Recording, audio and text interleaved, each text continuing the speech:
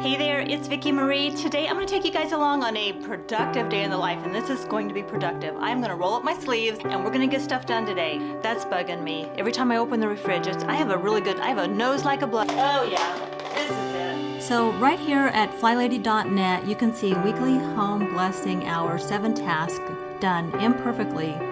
Still bless your home.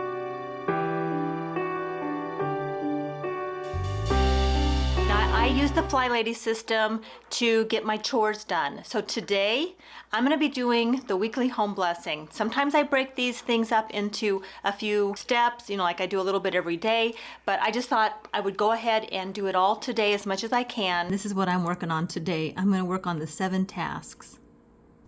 By the way, every month she has a new habit that you work on, and this month it's paper clutter. I'm just doing 15 minutes of decluttering every day, just in general, so not just paper declutter, but yeah, that is the habit of the month.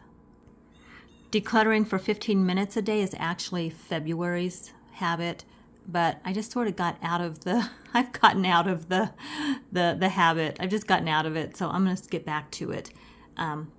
I also need to maybe work on getting my sink more, working on that one too. That's coming up in January. I'm not going to worry about that. And since today's Monday, weekly home blessing is, that's today's flight plan. And we're working in zone 1 this week. So that's the entrance and front porch, dining room. But we're going to focus here today. The weekly home blessing hour. These are the 7 things that need to be done, and they're just to be done quickly. This is not a deep cleaning. All right, so I'm going to be doing everything on the weekly home blessing list today, except for changing the sheets on the bed, because I just did that on the weekend. And so I also had some other things going on, and I only have 2 hours because I have a call at 11 o'clock. It's just after 9 o'clock in the morning here. So I'm going to be just getting things done. There's several things on my list besides the home blessing. And here's what I do. I prioritize. I have a few bills I need to pay. I'm going to do those first. And I get to create my priority list. It's like a game. Like whenever I start feeling overwhelmed, I have to remind myself, I'm the one that made this a priority. Why did I make this a priority? Paying bills is a priority because I do have a couple that I just want to, I always like to do it first, the beginning of the month, and this is like the 3rd of the month. So I'm going to do that, and then I look next to each to-do list item, I put down the approximate time it's going to take me to get them done. And what I realized is I can get everything done in just under 2 hours. So this is perfect. Now, I don't know, I might be off on some of my times, but I've been doing this a long time. So I think I'm pretty close. I think I can get it all done in 2 hours, and then I can get myself a nice drink and have a chat with my friend, Charlene. And just keeps me sort of tuned and as we just explore this next part of our lives, So I have my database pulled up with all the bills that have to be paid. I do have a sheet where I show everything that's got to be paid by a certain date, and most of my bills are automatic. I just go in and make sure that they're done. And then I have to log into our bank account. I do have my little password book. I got it at Barnes & Noble. I love this thing, and we write all of our passwords in here. So this works really, really well. It's like the old address books. It has the little tabs, alphabet tab. So it comes in handy. This was definitely worth the purchase. I really want to declutter my desk in the office. I really do, but I'm not going to because I want to get my home blessing done. I also noticed I need to clean out my fridge, and I really want to stop and do that. It's bugging me. But I'm not going to do that. I'm going to get my weekly blessing done. I'm going to stick to my plan. Oh no, anxiety creeps up on me. Is this how it's supposed to feel? Tell me when it's over. I got someplace that I gotta be. It won't leave. My friends say, get out of your comfort zone. It's a blessing in disguise. Get out of what you call home. Your name is written in the sky. It might feel just like you're on your own, but baby, it's another lie. Remember, you were made. I try to work, but it doesn't work. I try to say something, but there's no word. I try to justify my actions, less reactions. So having routines is really that's key for me in order to kind of relax, you know, like I don't have stuff hanging over my head all the time because I have it handled. Having a schedule, having things written down. Otherwise, I'm like constantly juggling in my head, okay, what do I need to be doing right now? And when I have routines and I know what I'm gonna do during the week, I relax. I don't worry about it. So everything from getting my bills paid to getting the refrigerator cleaned out has some kind of structure around it or some routine. And if it doesn't, then, you know, if the time comes to do it and I don't actually do it, I don't worry about it because I have a built-in system and I'll catch it coming around the next time.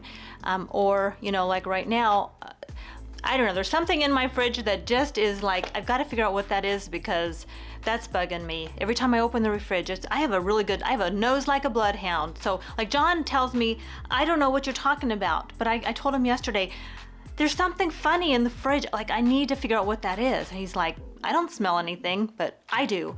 So every time I open up the fridge, it's like, I've got to stop and clean this out. I don't know when the routine for doing that is on the Flylady system.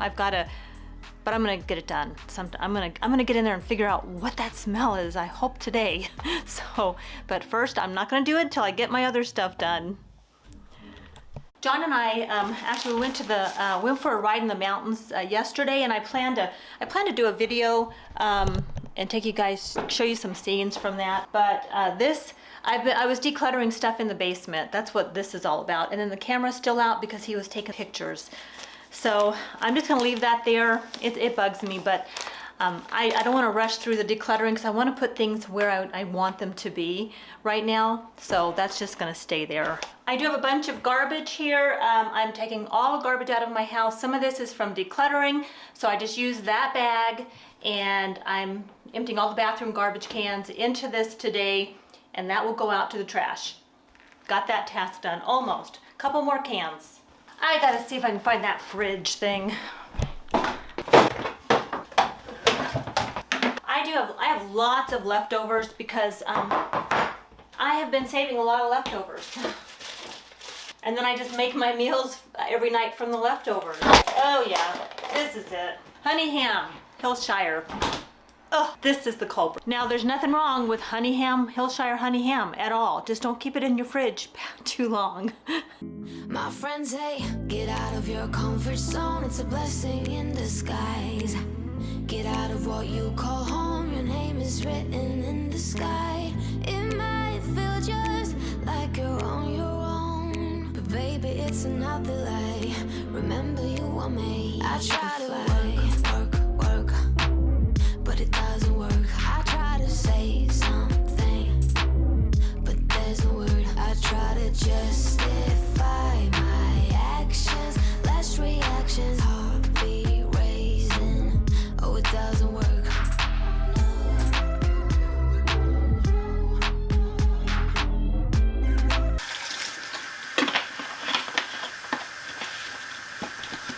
To take a break, get out of your comfort zone. It's a blessing in disguise. Get out of what you call home. Your name is written in the sky. It might feel just like you're on your own, but baby, it's another lie.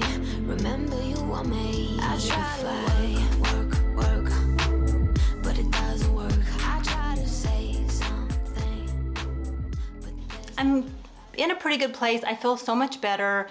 Things feel a little more fresh, and I think I'm going to just because her and I talk about this book, and I'm going to just sort of refresh the weekly kind of reading, which was, I think this last week was week 8. I haven't been really sticking to each week the way I should in the artist way. If you guys want a more thorough update, I haven't done like an update in this book for a while, a couple weeks maybe. I think my last one was week 5, but I'm not doing a weekly update on it, but I am sort of doing, every now and then I'll come on and share with you what's been going on. So this week, you know, I've been doing week 8, and let's see, let me make sure. So I just finished week 8. We're gonna get ready to start week 9, and week 8 was recovering a sense of strength.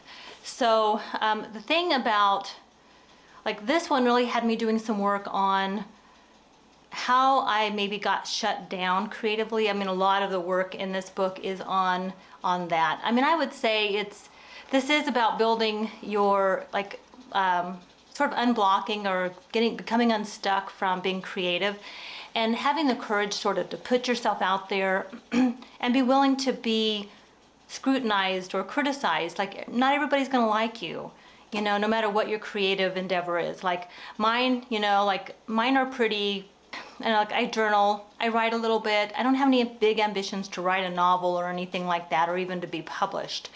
But I just really think it's important to be able to express who I am, my unique self, without feeling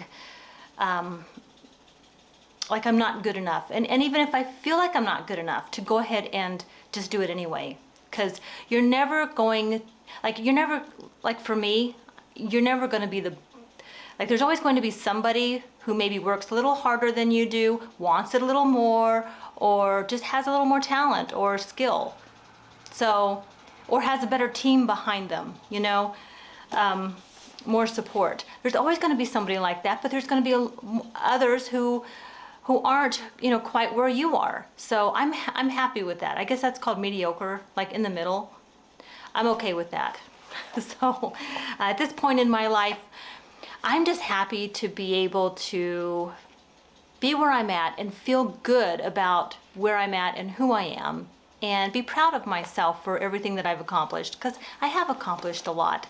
But I know that I continue to deal with, just trying to figure out, like, there are certain things I haven't allowed myself to do, and I'm starting to allow myself to maybe step out and do some of those things and discover new things about myself. Some people will say whatever it is that they want to do, I'm too old to do that. I'm too old to go back to school. I'm too old to start a new career. I'm too old to vlog. I'm whatever, too old for whatever. And, and then you start thinking, well, how old will I be when I do that, when I finish? Like, I'm going to go to college. How old will I be when I finish college? Like, we have this concept that we're supposed to do things at certain times in our life and at certain points. So the question, how old will I be when I'm done, is, so the answer to that is you'll be the same age that you will be if you don't do it. Like, that's the truth. So you're going to get older. You just got to decide what you want to do with your time. So, and the big aha I got to from chapter 8 is, and this has really helped me. We have it in our head that we're going to become something better, become a writer, become that artist we wanted to be, have the home the way we want it to be, have our bodies be the way we want them to be. It's like, there's that old saying, life is the journey, is a journey. It's not a destination, it's a journey. That's basically what she is saying this week too. That life, it's really about, that the joy comes from being I am an artist. Even if you're not the best one, I am a writer. Even if you're not published on the New York bestseller list, I am I'm health conscious. I'm becoming fit. I'm taking care of myself. Like, that's what I've been saying to myself this week. I am, followed by whatever that is. Not one day I will become. That's been huge for me. So, like, when I get on and I sing karaoke on Smule, I have a blast with that. And every time I do it, every single time, I'll do a song, and then for about a day after that, I can't even look at it. I'm so embarrassed. I'm like, oh my gosh, I can't believe I did that. And then I'll play it for John, and because he always wants to hear them, and I'll play it for him, and he's like, no, you sound good. And I'm so embarrassed. And then about a week or two goes by, and I go back and listen to it, and I'm kind of over it. But there's always this, like, okay, well, I'm not like why would I do, it's just karaoke, it's just having fun. Why would I have so much trouble putting myself out there? Well, and truthfully, I'm only putting myself out there for a very few people that even listen. It's not like a big, like, I'm not getting up on a stage. But just the fact that I can get out there again and sing and enjoy that, enjoy singing. It's just for the joy of it, It's no different than if I'm singing in the car, or I'm singing in the shower, or I'm singing on Smule. I just get on and I do it, and then I just, like, I have to make myself click publish or whatever, you know, done. I think you just click done when you're done, and it goes and it's published. Every single time I have to just do it. And something that's been helping me is something, it's from Mel Robbins, but I'd actually forgotten all about this until I watched the Gray Latte, Karen. I'm going to link her video below because she talks about the 5-second rule. It is so true. There's something about the 5-second rule, and this Mel Robbins is a very famous author, life coach, and if you haven't heard of her, I will link her website below too. So she talks about the 5-second rule, but I'm going to link Karen because that's who I was watching recently, and I like to give credit to especially to the YouTubers who are really making a difference in my life. So Karen talks about, she'll go through the whole steps with you, the 5-second rule, but basically, you know, when you start that, like for me, when you start that negative self-talk in your head, there's like 5 seconds. You can shut that off in 5 seconds. It's the same concept that, like, if you've heard of tapping or any of those types of their thought interruptions, like you interrupt your thought. I heard somebody the other day say something like, oh, it was this British man I was watching. He always talks about the royal family, and I watch him, Neil something.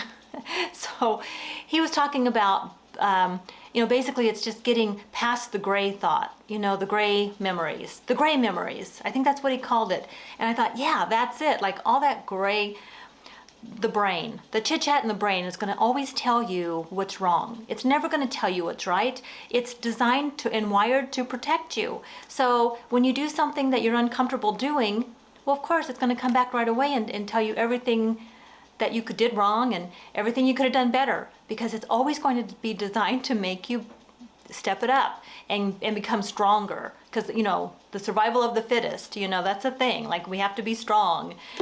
Well, the 5-second rule enables you to get out of that. So for instance, when I'm lying in bed sometimes at night and my mind starts wanting to start chomping on a problem, because that's what your mind does, you know, it wants to solve everything. You know, it takes the stories in your life, all those stories that you've, you know, sort of been a part of throughout the day, or some that you created yourself, whether they're true or not.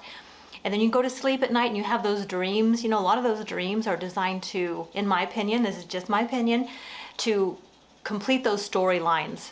You know, that's what, a lot of times that's what they do for me. And I've been doing dream journaling since I was 11 years old. I'm not a professional. I have been written up in a curriculum, though, I'll say that, because of a psychology teacher that I had. But anyway, I mean, for a good reason. So, but, you know, we're always like, we have to complete those storylines. So at night when we're going to bed, if there's things that we haven't done throughout the, like during the day, and we don't want to forget that we've done them, or we have to do them, our mind will start chomping away and like running like a little factory, a problem solution factory. And if you just count to 5, 1, 2, 3, 4, it's gone. It helps so much. Or if there's something you want to do, like you sing on Smule and you sing the song, you're like, oh my gosh, I don't want anybody to hear this, is so embarrassing. I've been doing this 1, 2, 3, 4, 5. What was I thinking? Oh yeah, done. It works. So give that a shot. Go over and watch Karen's chat video, because she goes through and describes a little more in detail. All right, guys, I'm loving this book. Loving it. Let me know if you guys are working on the artist way. All right, that's going to be my video today. I hope you're doing well. And yeah, I hope this helped you. If you are looking for routines and structures and systems that are simple and that help you to be a little more peaceful in your life, a little happier, at least you get all the chores done, and make some time for you and for your self-care. Self-care should be first, by the way. But we're not going to go into that right now. But I mean, I'm talking about routines. Getting those routines done, getting those chores done that we sometimes just don't want to do. Oh, it feels so good. It feels so good. Now I get to go make myself a cup of decaf tea. And I'm going to get on the phone with one of my favorite, I have several favorite people, I do. Charlene is amongst my favorite people, and I get to go talk with her for a couple hours. I'm happy. That's one of the things I like to do. And that's why I make time in my life. Well, I like to get my stuff out of the way for the important things. Let me know, what are you making time for today? Get your stuff done. Make time for something fun, something that nourishes you and enriches you. Thank you so much for watching. I hope you're doing well. Take care. I'll see you on the next one.